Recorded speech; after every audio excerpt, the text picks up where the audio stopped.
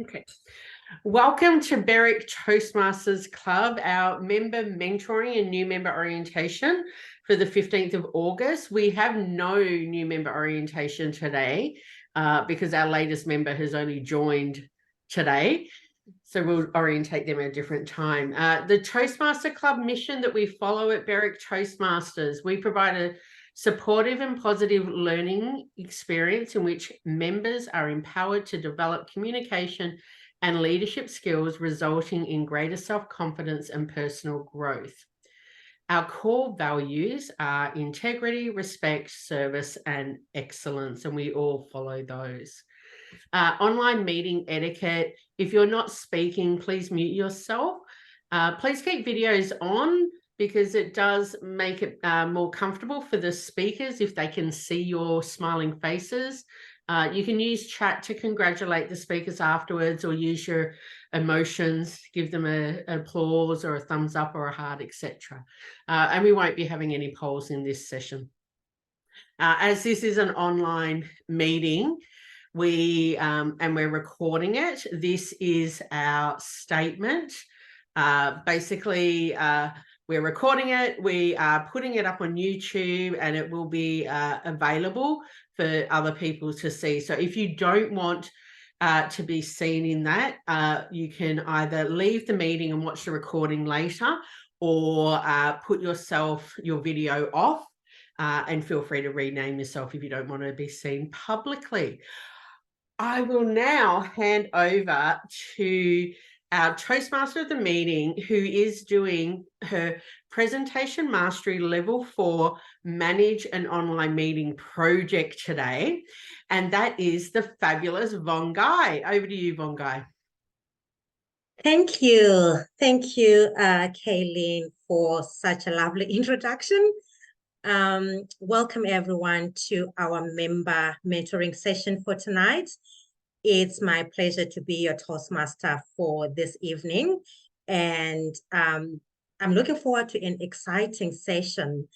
You know, I love mentoring because we get a chance to learn, and it gives us an opportunity to accelerate in our personal and professional growth. So I look forward to such a fruitful meeting. So before we get into the session for tonight, just to give you a brief overview of how our agenda is looking like. So we are going to have our session in 3 parts. The first part, we will have our speakers. So we've got 3 speakers for tonight. And after the speeches, we will have Kaylene doing the panel discussion. And then the last part of the agenda, we will have evaluations. So before wasting any much of the time, I'm going to introduce our first speaker for tonight, John Ledgar. John is completing Motivation Strategies Level 2, Understanding Your Communication Style. Knowing your communication style is part of good communication. Understanding how to modify your communication style to fit with other people's communication style is the other part. With both skills, you can become a much better communicator. Their evaluator, Eva, I'm not sure if Eva, yes, yeah, Eva is here. Thank you, Eva. Eva will provide a written and verbal evaluation based on motivational strategies, level 2. Please welcome John Ledgar, Making Communication Work for You. Making Communication Work for You, John Ledgar. Thank you. Over to you, John.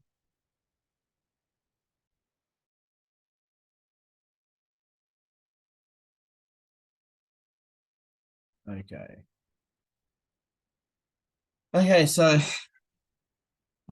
when I was looking at this, I was thinking about, it's good to know our own communication style.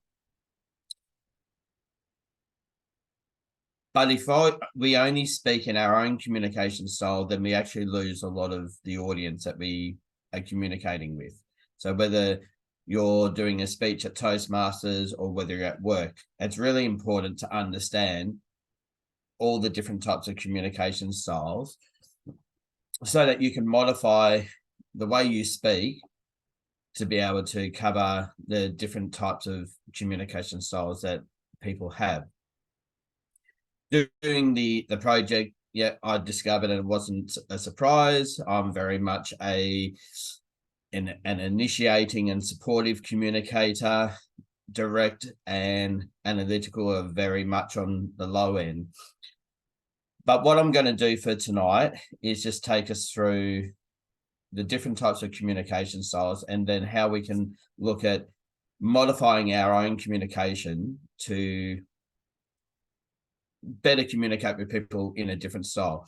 So the first style is analytical, which is very precise. They're exact, very analytical and logical. They want to know the figures, the way things go together. So if there's a system or something like that, they want to know how structure works. So when you're communicating with people like this, you need to be really precise. If there are figures that relate to where the information's come from, make sure that you've got those and you can actually give them those figures either verbally or in written form, so that they actually have those figures to draw on. It's also really important to give them time to go through the information that you are giving them. Someone who is more on the analytical level may not come back with an answer straight away. They're more likely to think about it, mull it over, look at all the facts, and then come back to you and get straight to the point. Direct is another one. So for people like myself, who is very much supportive or initiating, direct can be a real issue because they want you to get straight to the point. There's none of this, hi, how are you going? It is straight to the point. Give them the information straight away. You can cut out the niceties. You don't need to have all that relationship building. You just give them the information. They're very driven. So as long as you can say, right, this is what I'm doing today. This is what I did yesterday, and where we're going tomorrow, bang, they're happy with that. If you start bringing in all the social norms of the small talk and that sort of thing, you're going to lose and they're going to get frustrated. Then we've got the initiating people who are very social. They're the ones who will most likely in a group walk up to someone who's by themselves and, hi, how are you going? It's nice to see you here. I've got no idea who you are, but let's get to know each other and really like build those relationships. They respond really well to praise and approval. They'll help to keep things stimulating in an environment, and they like things to be personal. They like to get those personal stories happening, and the impacts that has had. And if you've got people like this in your work environment or social group, you want to keep things really friendly in order to keep them engaged and connected with the group. And then we come to the last form of communication, which is the supportive people, who are very calm, they're steady, approachable, sincere and gentle. They may appear indecisive because they're thinking about how what they're going to say or do is going to affect this person and this person and this person and so on and so forth. So sometimes it can be a bit overwhelming because they may be perceiving things that are going to impact a lot of people, even though it potentially won't.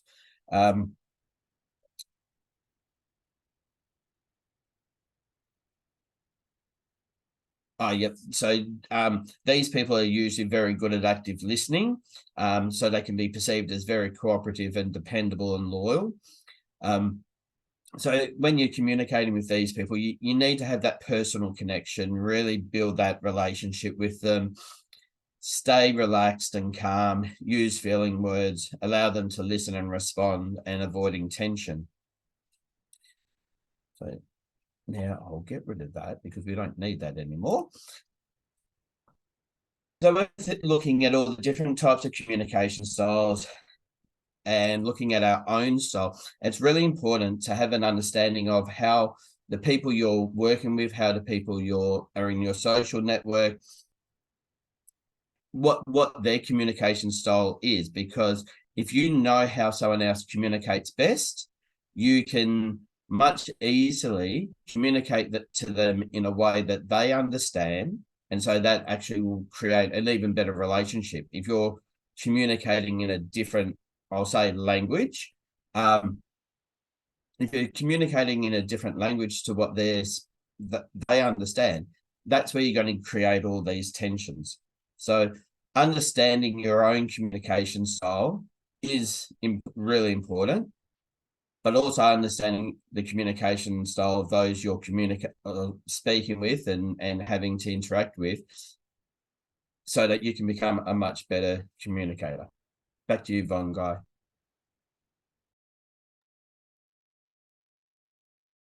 Thank you, John. That was very interesting. And I could see myself in one of those communicating style as a supportive person. And I could really relate with what you were saying about how that can be perceived. And so that was very interesting just to know the other different types and just being aware of where you sit, and also being aware of other people that you usually communicate with or you work with. So that I found that to be very interesting. Thank you for that, John. We will move on to our second speaker for tonight. Veenu is completing Persuasive Influence Level 2, Understanding Your Leadership. Your project title is David Marquette's Leadership Style.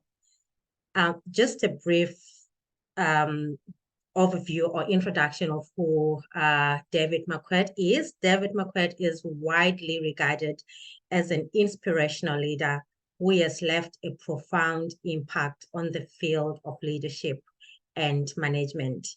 So Veenu will be talking on that leadership style. Their evaluator, John, will provide a written and verbal evaluation based on the Persuasive Influence Level 2. Please help me to welcome Veenu as she talks about the leader, David Marquette's leadership style. Veenu, over to you. Thank you. Thank you, Vongai. Thank you, Toastmaster. Good evening, everyone. Today we will talk about David Marquet and his leadership style. So what is the one condition that anyone would need to qualify as a leader? Anyone guesses? One condition that a person would need to have to qualify as a leader. Should be a good communicator, maybe? That's a trait, yeah. But what is the condition? Being accepted as a leader. Yes. So any leader would have to have at least one follower to be called a leader. So there are many ways to create followers. You can create a follower by inducing fear, or by getting people to be or to manipulate them in an emotional way or physical way or whatever. Like Hitler, for example, manipulated his followers. It's not that he had real people that believe in him. Then there is another style, the inspiring leaders, the people that really inspire people to follow them. So who is David Marquet? David Marquet is a truly inspirational leader. He's widely renowned and he has left a profound impact on many leaders and organizations around the world on how leadership is actually viewed and practiced. So when I joined my current position, my people leader gave me a book. So that was the first thing that he did. He gave me a book called Turn the Ship Around. And he told me that if I need to understand him, I need to understand what this book is about and what this leadership, what David Marquet talks about in this leadership and his leadership style, and about breaking the rules and building a positive work environment. So he's definitely got followers, and I think I would rate my people leader as one of the best people leader that I've ever worked for. So let's go through what he has done or who he is. So David Marquet was a captain in the U.S. Naval Services. He was assigned a submarine, which was the biggest and the best performing submarine in the U.S. Navy at that time.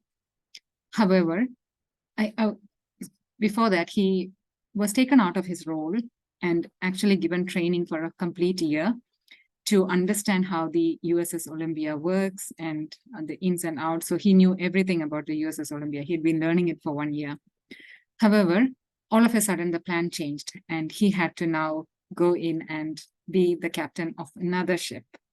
2 weeks to join, he joined the USS Santa Fe as a captain in 1999. And it was the worst performing ship at that time. Low morale, lack of readiness. It was a really struggling ship. And David Marquet didn't have enough information or competence about or knowledge about the current submarine. So he wanted to test how his crew would respond, and he ordered a test drill. He brought all the crew members together, and he sort of ordered a test drill and ordered a command that the submarine should go to 2 by 3rd speed. The second in charge, his second in charge, ordered the same command. And then it went down right through the ranks till the final command hit the person that actually needs to press the button. When the attendant that was supposed to press the button David Marquet noticed that this guy is actually squirming in his chair. He doesn't know what to do. So captain walked there and asked him, what is the problem? And he said, there is no such a speed on the submarine, on this submarine. So the captain went back to his second in command and asked him, why? And did you know about this, that there is no 2 by 3rd speed? And the second in charge said, yes, I knew that there was no such a speed. And he is the most experienced guy on the ship. He's been there for around 2 years. So he says, yes, I do know about that there was no 2 by 3. So why did you order that command? So he said, because you said so. Right? So that's the whole thing about the leader-follower approach. That's a captain that's trained to send orders and a crew that's trained to obey the orders. Not think, just obey the orders. So the captain quickly realized if they're going to do that, if he's going to follow this approach, he's going to send a wrong command. He doesn't know the ship very well. He's going to send a wrong command and they're all going to die. It's not just a mistake. They're all going to die. So he quickly changed the approach. He created the leadership approach. He decided to distribute power to the lowest level where the information is, so that he could create more leaders and thinkers, strategist thinkers, and improve the morale of the ship as well in the process. He also believed that tapping into the collective intelligence of his crew members, he could bring the Santa Fe up into a more efficient and high-performing unit. So what happened? In 2 years, he brought the USS Santa Fe to be the highest performing ship in the entire naval history, not just for that year, in the entire naval history. He won multiple awards, medals, but not just that, right? So it's not even just that. He left a profound impact that the ship could sustain that position for a very long time after he had left the position. So he made sure that his crew was promoted as well. They went to senior ranks very quickly. So he definitely left a very profound impact on the whole ship and how he managed the ship. So what are the 3 key principles that he went through? Is control, obviously, pushing down the authority. He brought authority to where the information lies, because the crew members knew exactly how, or they are the closest to the operational details. So they would be the best to actually take the decisions instead of the top-down approach of bring all the information to the authority up the ranks and then take the information. So this sped up quite a lot of things. And it also gave the crew members enough confidence that they were needed to make the decision, and they felt empowered, which created that sense of ownership and motivated the people to actually do. And his favorite quote is, "People don't want easy, they actually want agency." Then competence. So giving control to or distributed control will not work if we don't train our people, to train the people to actually have the technical competence to take those decisions. So people should be empowered with their skills. They should have all the skills developed. So he provided a lot of training so that they actually have that confidence to take the right decisions. And clarity as well. What are the organizational goals? What is the decision-making criteria? Things like that should be actually clear, so that the people that are taking the decisions actually know it and it's communicated properly. So he achieved this through effective communication. Obviously, through the ranks, he made sure that there was open doors and that people were allowed to voice their opinions, concerns, and ideas. And it created an environment of collaborative work. And trust and accountability. So again, the foundational element of a team to work together and collaboratively is trust. So he made sure that the work environment was a very safe environment and people could voice their opinions. That helped. And he also made people accountable for their actions. So whatever decisions, good or bad, they were accountable for those decisions, which made them more committed to the team's success. So he did a number of things to help them, but I wouldn't be able to go through all of this in this short session. But yes, this was the key 3 components of his leadership approach. So Marquet's vision, he envisions that we have a workplace where everyone is engaged and contributes to their full potential, where everyone is a leader. And also this reminds us that leadership is not confined to a title or a rank. It's actually a mindset that each one of us can embrace. He also envisions that the workplace becomes a healthier and happier place, and people have more control over their work, which creates a culture of excellence and leading to enhanced performance. And he also thinks that we should lead with empathy and make sure that we empower others to shine and create an atmosphere of respect and innovation. So please read the book, Turn the Ship Around by Captain Marquet, David Marquet, and his remarkable journey. And let's embrace this leader philosophy championed by Captain David Marquet and pave the way for a future where leadership is not a position, but a collective commitment to success. Thank you. Thank you, Veenu. I am definitely going to be looking for that book. After listening to that speech, I am really intrigued to know more about David and just to understand more about the leadership styles. Thank you so much for that great speech. Our third and last but not least speaker, Grace. Grace's pathway is effective coaching, and she will be talking about planning your PD today. Grace will be evaluated by Harita. Please welcome Grace, planning your PD. Planning your PD, Grace. Thank you. Thank you. Thank you, Vongai, and thanks everyone. We've had some amazing speeches already this afternoon, or evening, I suppose now.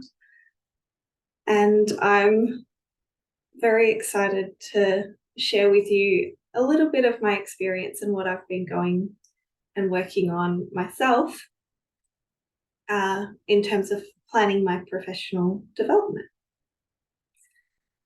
So I'll be going through the different stages of professional development, hopefully providing you with a few tools that you can take home and use when you're planning your own professional development or personal development. I tend to use them interchangeably because for me, if I'm developing myself personally, it will also help in my career. So if I do use them interchangeably throughout this, please just know that that's why. All right. So step one is to create a plan. We've got to build and manifest our goals to start off with. Again, I said I was going to give you some tools. So my favorite tool is a table or a list. And that's what we've got today. So we start with planning out our timeline because our goal needs to be SMART. It needs to be specific, measurable, achievable, realistic, and also timely, or have a timeline. So that's why we start with our timeline. Initially, we need to look at where we are now. What's the current status? Have a quick review and a reflection and see where we are at the moment. Then we don't want to jump too quickly ahead. A lot of people will say in an interview, where do you see yourself 10 years from now? That's a bit scary.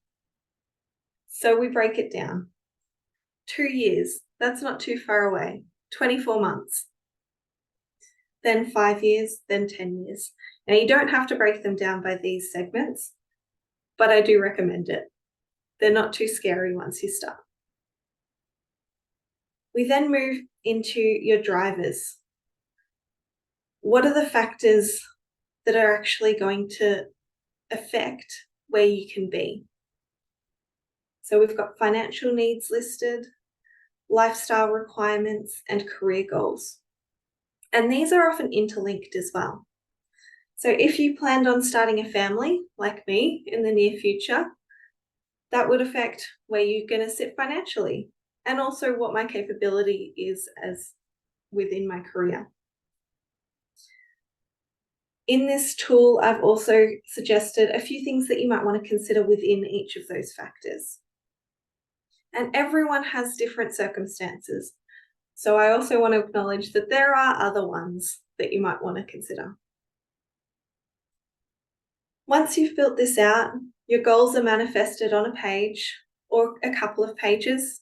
If you want a couple of different plans, maybe you want to have the freedom to swing left or right. Then we can start looking at the gaps in between. What's the gap between now and 2 years? How do we fill that? Are there a few milestones or achievements that you need to link together? If you've got multiple plans, can you see a common theme across that you can work towards?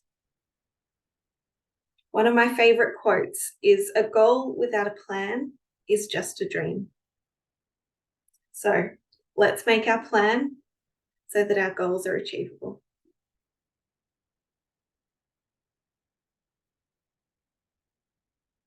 Next, we look at our toolbox. We've got our plan. Now, what do we have in our toolbox to make it possible? And we have a literal toolbox. So a couple that I use, particularly when I'm looking to learn, I draw on my networks. Who's got some information or some resources or some knowledge that I don't have? And that's not always a one-way street. It often means that I can help someone else with their journey. I also generally use matrices. You saw I like that table before. I do a lot of them.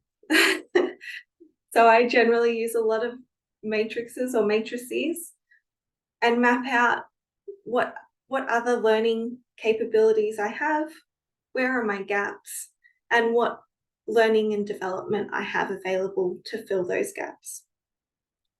Social media is another great one. LinkedIn Learning, when they released that, I got so excited because all of a sudden, all of this information was at my fingertips. Such a great platform to be able to learn. And then we've got diagrams if you're a bit more visual. So mind maps, flow charts, Venn diagrams, get creative, use colors, make it exciting, and then stick it on the wall or wherever you want to look at it so that it's there. It's a part of your vision board.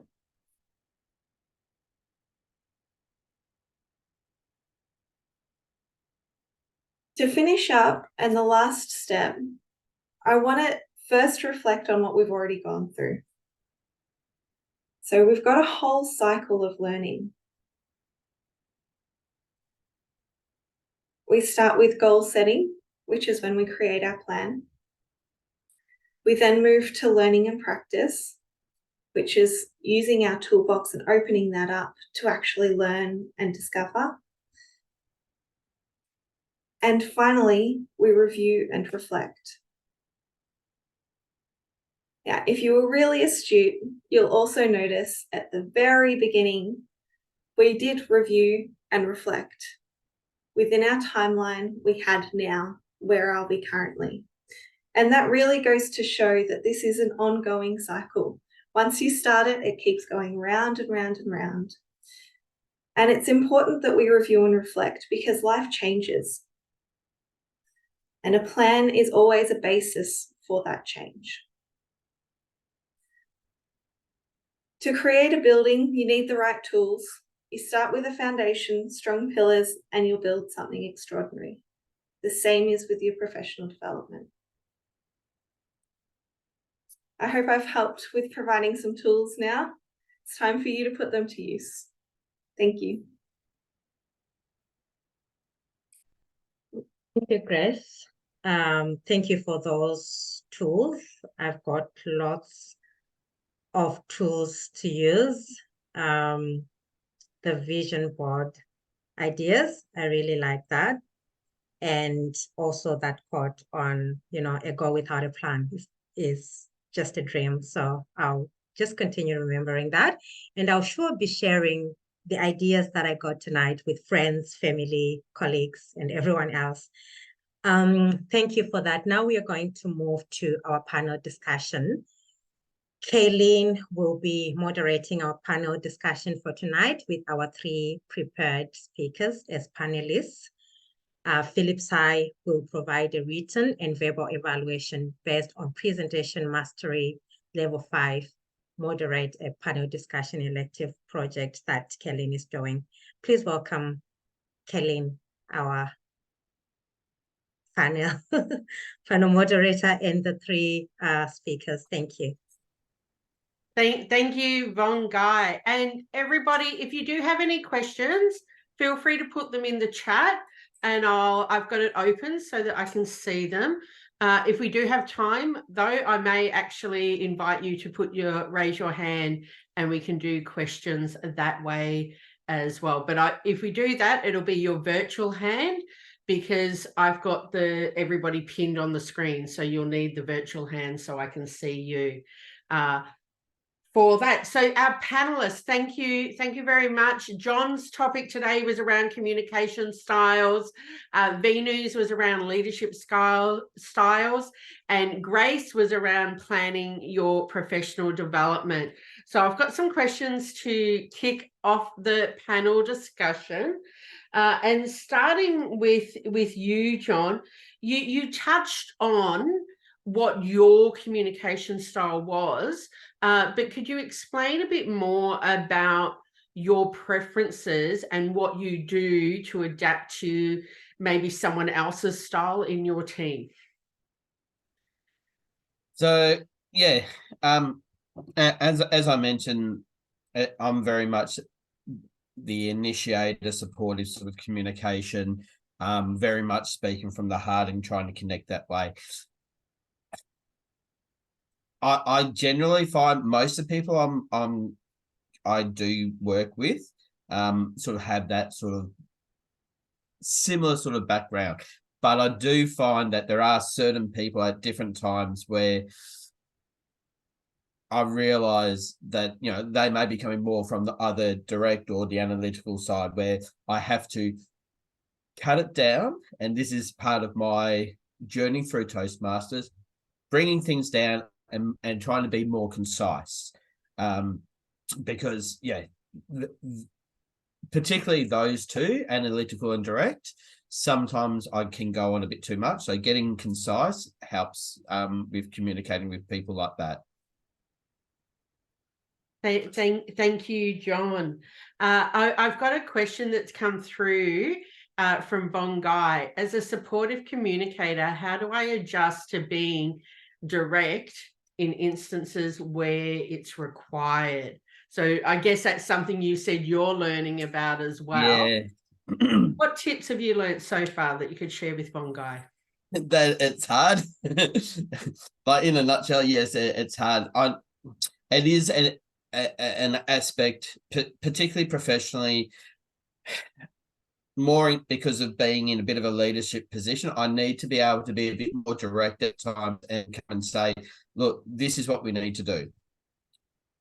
But because I do have that tendency more for the, you know, the working with the emotions and the connections and that, I struggle with it.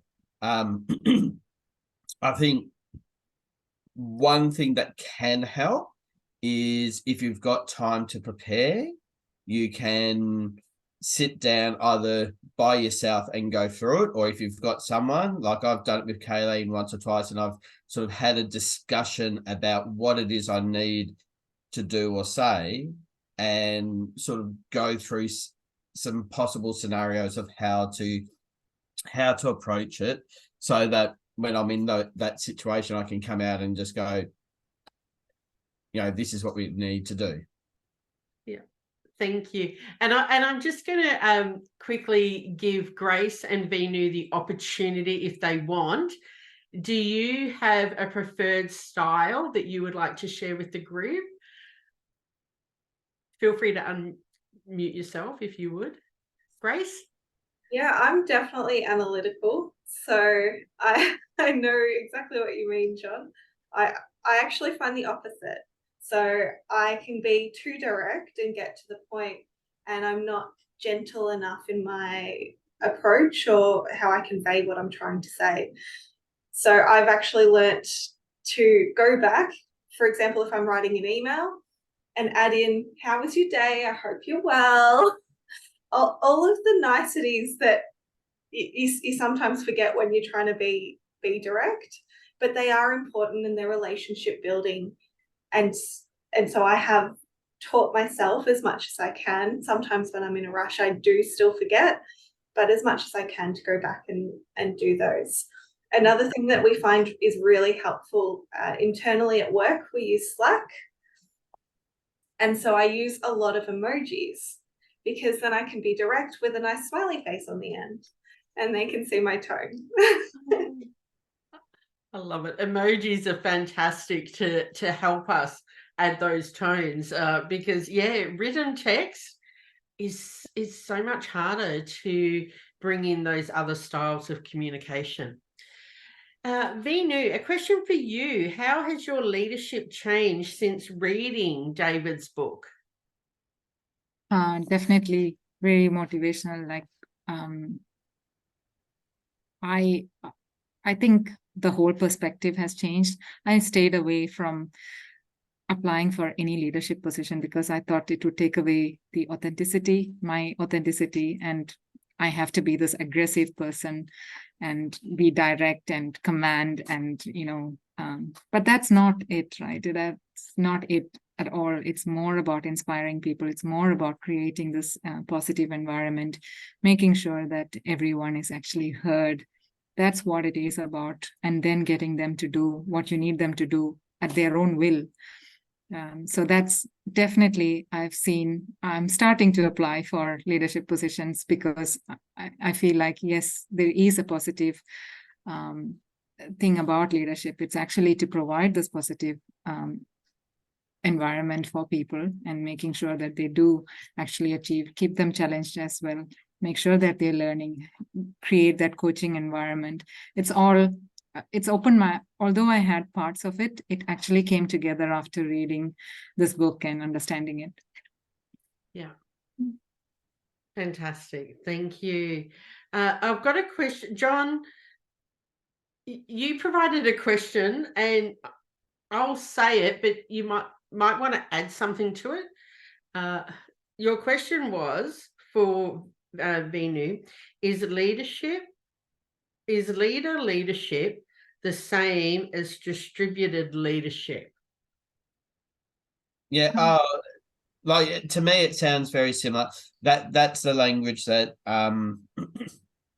like management and that talk about leadership at work where I am. So it's like it sounds, so it may just be same thing, different words. I just thought I'd pose that to Veenu in case thank you for clarifying, because that was not a term that we use in the government, but I have been retired for 4 years, so it may be a new term they use. Veenu, could you answer that question? I'm not sure, John, to be honest. I haven't heard about the distributed leadership, but it sounds like it's similar. Yes, you distribute your powers, you make sure that you relinquish your powers so that others can actually think and be creative thinkers and strategic thinkers and not just followers or following command.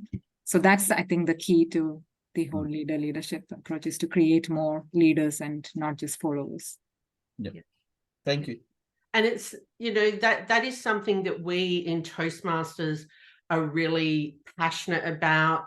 In our club, we have club executives. This year in our club, we have subcommittees. Part of that is to help us do more in the club.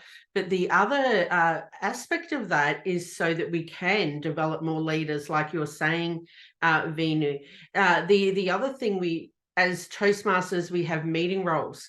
And I know you've been in the Toastmaster role before and you've had to lead the team. Any comments around doing like those leadership roles from a meeting, and anything you might recommend people do to adopt this leader when they're a Toastmaster of a meeting? I'm not sure about Toastmaster of a meeting. Inspiring people to actually do roles is a big challenge, and I think most of our Toastmasters inherently create that environment where everyone is motivated. I think the role of the Toastmaster is more coordination and making sure that everyone is keeping track and just keeping touch and trying to get them to commit to what they have actually signed up for. Yeah, is probably the inspirational part that we might need to play. the main part. Yeah, fantastic. All right, I'll go on and we'll come back for more communication and leadership ones. So a question for Grace. That was really interesting. So thank you for sharing your planning, your PD, and I can see how it can definitely work at work and in Toastmasters.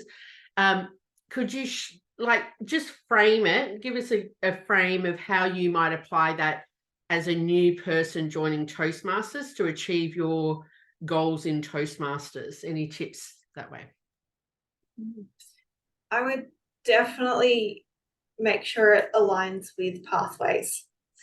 So whatever I was doing with that, I would start with what I want to achieve, as well as what the pathway is, probably side by side. If I'm honest, I've got 2 screens at all time. I would have them side by side and see where the most alignment is. So where am I going to get the most benefit in my goals and where I want to go in life, in my career, etc., as well as where can pathways teach me, where is the strength within pathways to get me there. And then I would target those pathways first, probably, and continue on. Pathways is great because it gives you that format already. So it tells you these are your steps and your stepping stones to climb that ladder. So I think if you weren't using that tool, you'd be a bit silly. Yeah.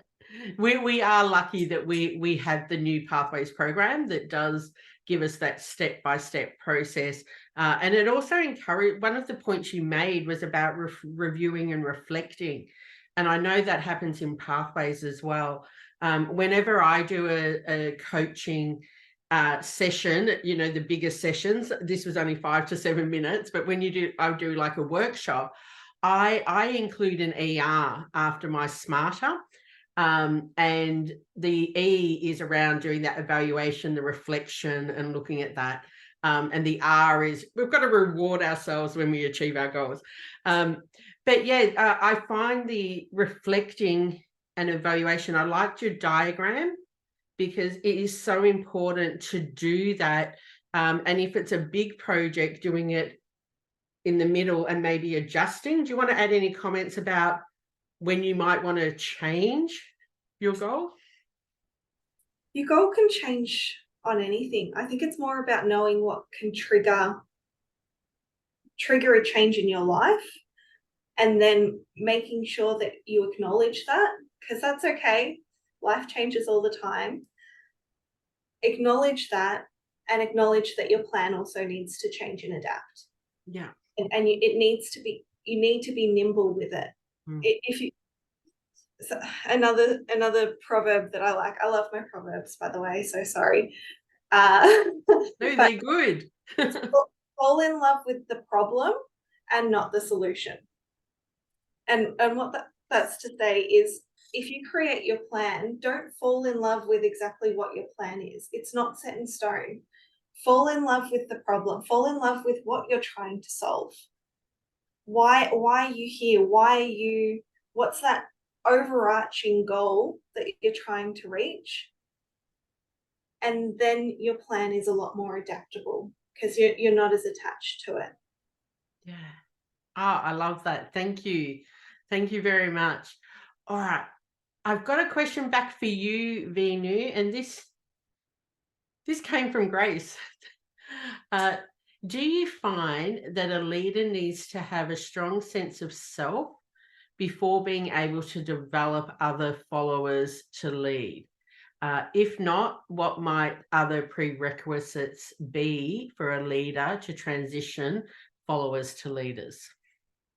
Yeah, definitely, Grace. I think that's the first and foremost thing that we must all be aware of yourself. What triggers you? What doesn't trigger you? I don't know if you have actually followed one of the someone called Claire Hughes Johnson. She's the CEO or the CTO of Stripe, the company, and she's executive, I think, and she's got the Get to Know Claire document, and that's what she uses when she goes around. Is she's actually understood herself, and this is what you need to know about me. This is what ticks me off. This is what I need to. You need to let me know of beforehand. So this is how I get happy, things like that. And that really helps your team members as well, because they know how to communicate with you. They know how to be around you as well. And that really helps. I think that document really, really helps. I think I've also started creating a document like that so that I know what ticks me off, and I can control my emotions when somebody does something, and I can actually have an effective communication around that topic. It's very difficult to actually have those difficult conversations. But yeah, it does help when you know that this is triggering you and you know how to control your emotion at that point. Definitely. Thank you. I love that idea of having like that checklist, that one pager. If you ever create a template like that, please share with us. We can put it on our club website and all of us can have access to that. I'm sure it will help us. Grace, I've got a question from John. What tips do you have for someone who struggles to look 2 years ahead when setting their goals? I would say that that's just a guideline in terms of the timelines. So if you struggle with 2 years, set 2 years as your end goal and start a bit smaller. Maybe start 6 months in advance and then move it to 18 months, and then you can move it to your 2 years. But make the table work for you. It's just a tool that you can use, and you don't have to use it either. Like I say, if you're more visual, use your diagrams, create a mind map, go crazy. I'm just, yeah, like I say, analytical, and tables work for me. Works for you. Look, I love it. I'm a visual person, so I like to do the analytical because I love spreadsheets and tables and mapping everything out step by step. But then I also like to create a visual of what that goal looks like to help me stay connected with it. So yeah, you've got to make it work for you, you know. So John, and if anyone does have a question, feel free to raise your hand. This is my last question to John, so I'd like to have a question from the audience. John, we've talked about communication styles and leadership styles today, and you mentioned about what you're doing as the president of the club this year.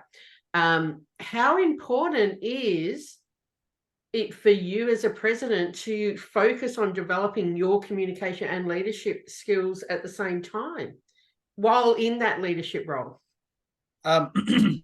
Yeah, I think that's one of the reasons why I decided to take the role up, because I know it's an area of my own life that, like professionally and other things, I have skirted away from the leadership.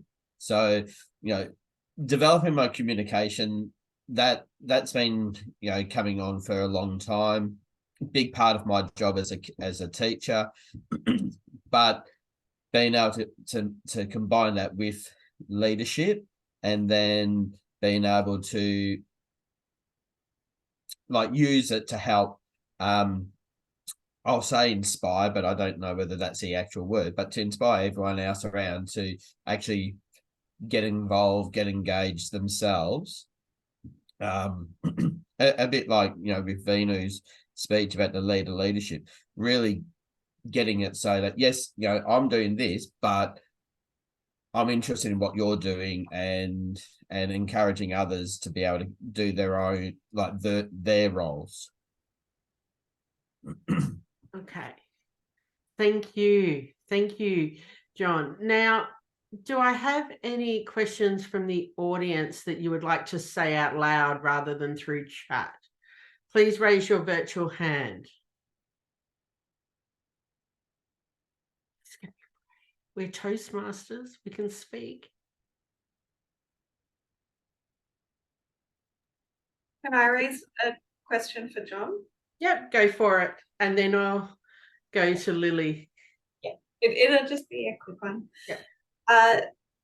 What did you use to determine which which communication style you were?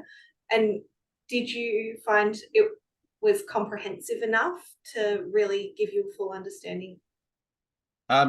So the project that I did actually has a little test that you take, and it's, you know, this or this, or I can't remember exactly, you know, but yeah, you know, you choose between different things or grade them, and that's how it comes out with the scoring. I have done other ones, like I can't remember exactly what they are, but Kaylene gave me a whole list of, you know, these other tests that you can do that go into more detail. There's also, I think, one of the leadership booklets from Toastmasters, which Kaylene gave me. I actually went through that one as well, and surprisingly, it brought me out in the same sort of 2 areas as my predominant, and the 2 areas that were my weakest. So I think, like, wherever you go, like, you can do the one that's in the project, but I'm sure there's other resources that you can access that will be able to give you similar or, you know, better information. Okay. All right, so we've hit our 20-minute mark, and I know I've got 2 minutes before I have to hand back to Vongai for the next. Lily, do you want to unmute and ask your question, and we'll take that as the last question? Yes. So the response will need to be concise, guys. All right, thank you, Kaylene. This is for Veenu. I was just wondering, what advice would you give to somebody that is not sure whether taking a leadership role is the right one for them? So what would you suggest? Thank you. Lily, I am not in the best position to answer that question because I'm not a leader yet. I mean, in my role, in my current role, although I do play a leadership role in the company as an individual contributor, I do have a lot of engineering squads that look up to me for decisions and things. But yes, I do play a leadership role in that sense that I make sure that I am motivating people. So I think that's the first step, is making sure that you have enough communication, you have enough relationships. People are looking up to you, have enough. I think my key thing is that have enough technical competence, know what you're doing to like 6 levels down, and get that confidence in yourself that you are talking what needs to be heard as well. And I think that's the biggest thing in my role, because I'm an engineer and I sort of need that technical details, and people look up for those technical details. So that, I think that is my key advice, is be strong in your technical competence, and your communication skills, and then relationships. I think those are the 3 important things in sort of technical management positions. It's communications, relationships, and knowledge. I think if you have those 3, it should just fall in place. Thank you. Good response. And Lily, Toastmasters is where leaders are made, and it is a safe place for us to practice leadership, taking on the meeting roles. You're practicing leadership. Join a subcommittee. You've got Greg here. He's looking for people to help him with the PR team. So if you want to help with that, plus we've got other teams as well that you can get involved in. So thank you to our panelists, John, Veenu, and Grace. As we've heard tonight, communication and leadership are really important, and I see that they go together, whether you're in a leadership role with you've got a title or just self-leadership, and we can always use what Grace has shared about planning our personal development in our personal lives, our career, and in Toastmasters as well. So thank you, team, and back to you, Vongai. Thank you, everyone. What an interesting and informative session. That was really good. Lots of takeaway points. Thank you. Now we are going to move to our evaluations. And I really enjoyed this time because we also get to learn as the speakers get their feedback. There's a lot of things that we can learn from that. Our first evaluator is Eva, and she will be evaluating John. Eva, over to you. Thanks, Vongai. I don't know. I don't think you can see my camera, my video. No, I've tried everything. I'm not great at virtual meetings in Zoom. And I think that's a challenge for all of us when doing virtual meetings. Your technology, if people can't see you, it's hard for people to connect with you and try to connect to what you're saying. So yeah, that always gets me. All right, back to John. I'll be doing an evaluation for you with love. So, and thank you for presenting the different kinds of styles of communication. So mine is direct. So my communication to my evaluation to you will be direct also, but with love. I like the way you used your body language. You could see your hands, we could see your eyes, and you could see your body moving. So that was good engagement with the audience. Your information, the way you presented, your pace, your pitch was, your voice was clear and you were articulating what you were saying. I really liked when you stopped sharing and started talking face to face. I think that's a good way, because sometimes if you're just presenting behind a screen, we don't really connect to what people are saying. We're just saying words. But once you stop sharing and start talking, it's like we're talking face to face. And in this day of virtual meetings, we need more of that so that people can connect and see who they're talking to. I think your presentation was very clear to the point. Some things that you could improve on. I just found your presentation too much text. I think for people who present virtually, more than 5 bullet points is quite a lot. It's quite a lot. So, and as you're presenting, don't display everything. I think when you say analytical point 1, we see the analytical and then we see the points down. As you're talking, we also we're going with you how you're presenting it. But when you put everything on the screen, we sort of get lost and we start reading everything else and then we move on. It'll be good if you give us some examples, difference between the 4 types of communication so we can connect. Another thing, probably you could use a brighter background and some visuals so that it can be more interesting rather than having just text. What was the other one? Yeah, I think I enjoyed your presentation. Yeah, I enjoyed to learn about the 4 types, the analytical, direct, initiating and supportive communication types. Yeah, I think so. That was a good learning for all of us. Thank you and well done. Back to you, Vongai. Thank you, Eva. Thank you for that feedback.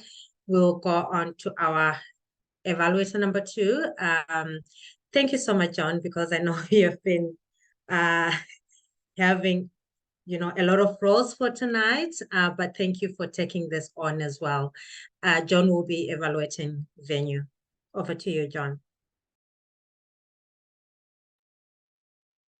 So thank you, for the opportunity to do this. I don't think I've done this online. One of the first things that I really liked was how Veenu opened and very quickly gave a question. And she gave enough time. There was a bit of a pause before I think it was Vongai and then myself, came in with answers. And that was good because sometimes we can ask a question and if people don't jump straight out, then we speed on and we don't give that opportunity for people to bring to have that engagement. So that's a great way to get people, the audience engaged very quickly, asking those questions at the start related to what you're speaking about. And I felt that you handled the responses really well. You gave a good summary of David Marquet and how that leadership philosophy came about, and explained about the leader follower approach and all that sort of thing. One thing that I thought that and it is really hard online because I'm really consciously holding I don't like having my hands up here, but for online you need to have your hands a lot higher than when you are communicating in person. Because unless you've got your set up so that you can either be further back or standing with your camera, usually you do have to hold your hands much higher and use this sort of area, and that's just something that comes with a lot of experience. Even though some of us have had a lot of experience, like through COVID and all that sort of thing, using online, it's not the same just having a meeting to giving a speech. And the other thing, I find it really hard, same as many other people, is looking at the camera instead of at the faces, because our tendency is to look down at the faces rather than at the camera. And a tip that I've never done but was given to me at one point is put like a sticker or something just below the camera, or you can get like little rings and stick it around the camera or something so that draws your attention. But I would like to actually see you. This is a challenge because I could see you doing that either as part of a keynote or even like as part of like professional development or something at work, and doing it much longer, because I know you said there was more information that you could deliver, but the time frame that didn't allow for it. So I could see you taking that a little bit further and expanding it. overall, a great speech, and I took a lot away from it. Thank you very much, and back to you, Vongai. Thank you, John. Thank you for that. We'll go on to our third evaluator, who is Harita. Harita will be evaluating Grace. Thank you. Over to you, Harry. Thanks, Vongai. Thanks for the great speech. Grace is a really nice speech and a really good information in there as well. It's very important. And it's as a speech, like I saw, it's very firm and steady. I think it's very important when you give something information and you try to sell your idea. And also it's a serious contents in there. And then you deliver it really well. Like I saw in your other speeches, you very friendly, bubbly, like a storytelling. But that's good for the story. But when you doing the presentation, serious content, you did it really well today. And then you use that power pause and give us the time to digest the information, and then ask to really understand what you're trying to sell here. And regarding the presentation, I think it's really good presentation. And as it is an information presentation, you use less graphic, but very bright and very embedded with the color theme. It's really good, and less text as well. Then it's easy to read and easy to follow, and the less slides as well. And the only thing I had to it's not an improvement, just a comment, like in the goal, when you're selecting the goal, we use these days we ask to people to use the SMART goals, right? The S for the specific, M for measurable, A for achievable, R for relevant, and T for time-based. I think if you add that as well into the slide, that would be really, really good, because I know like a lot of people struggling how to find a goal. And then if you use the SMART goal, even you Google it, there's a lot of slides coming up, how you do it. And that's very, I think it's complete the presentation. And overall, it's really, really good. Well done, Chris. Thank you. Thank you, Harry. We'll move on to our fourth evaluator, Philip. So Philip will be evaluating Kaylene on the panel discussion as a panel moderator. Over to you, Philip. Thank you, Vongai.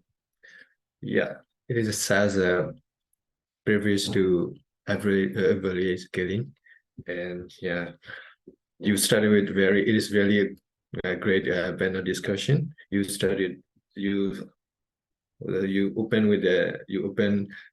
open the discussion with set the tone, set the mood for the discussion. And also I'm wondering how you're going to manage between the three topics: communication, leadership, and the personal development. But you really manage well and combine and give all the speaker equal amount of the speaking time, and also highlight the thing that the audience need to learn from, gain the value, learn from the speaker. I mean, the very point that we need to know. Those are the things you highlighted and ask the question to the speaker. And another,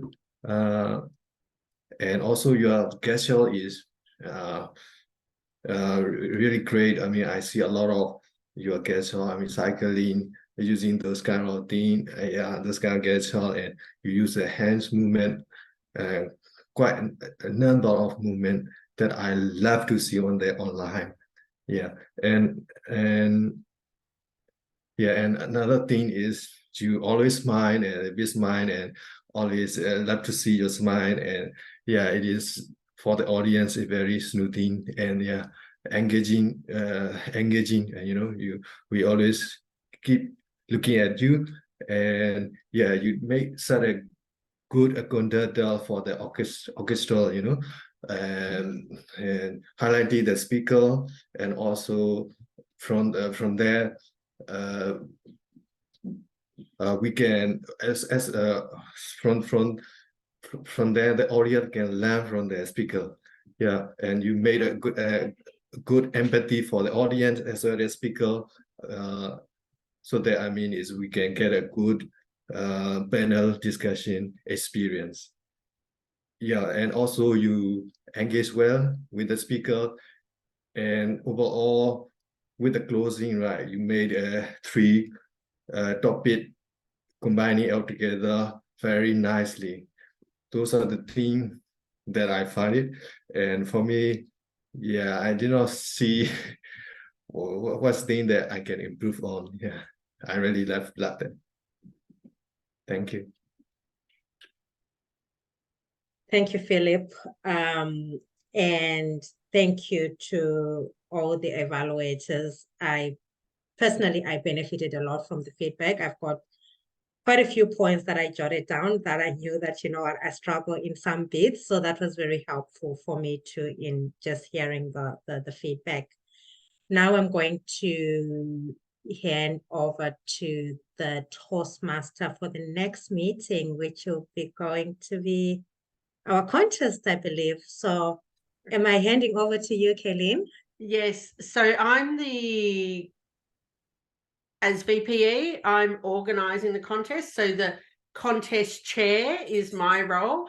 However, I have delegated that in part to Stephen Leake. So on the agenda, he is the contest chair. He is the contest Toastmaster for the meeting, and he will be running as Toastmaster throughout the whole meeting.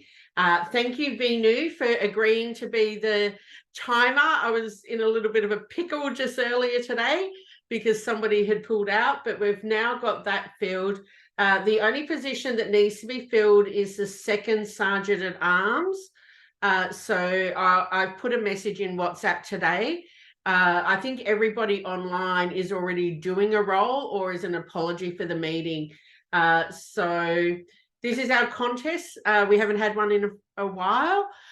So looking forward to this. You can also jump online and register for meetings up until the 31st of October. So 31st of October is a speechathon meeting. So that's just gone up. We also, the 24th of October is our international speech contest as well. To be eligible for the international, you need to have completed level 1 and level 2, but we'll also have the evaluation contest there. If you're looking to do a speech and you can't get a speech on there, talk to me, because I'm looking for more speakers to do what John, Veenu and Grace have done today as our prepared speakers. They can be any 5 to 7 minute speech. I'm also looking for people to do what I did today, the panel moderator. That's a level 5 elective. So even if you've only done your icebreaker like Harry, you can jump ahead and do the panel moderator if you're, you want to have a go. So I'm looking for panel moderators. I'm also looking for people to do what Vongai has done tonight as Toastmaster of the meeting, the manage an online meeting project, which is a level 4 elective. Again, you can jump forward to that too. Back to you, Vongai. Thank you, Kaylene. Looking forward to the next one next week. Thank you, everyone, for attending and for participating in this meeting. Have a good night and see you on Tuesday next week. Thank you.